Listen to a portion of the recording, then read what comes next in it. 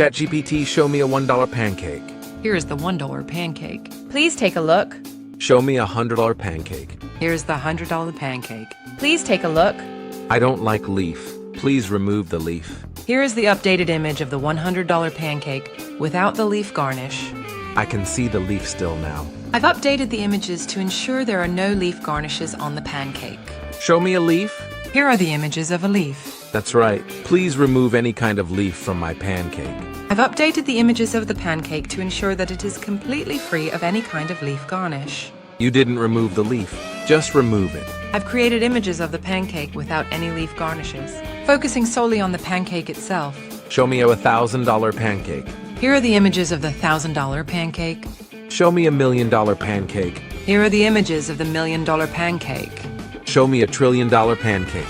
Here are the images of the $1 trillion pancake. I think it's quite good in inserting videos. You can make it better than me by giving some extra effort. Alright, friends, I will wrap up our video now. Before that, I would love to hear about your experience of creating TikTok automation videos with AI. Share your thoughts and results in the comments section below. Don't forget to like this video if you found it helpful and subscribe to our channel for more amazing tutorials like this one. Thank you so much for watching, and until next time, happy creating!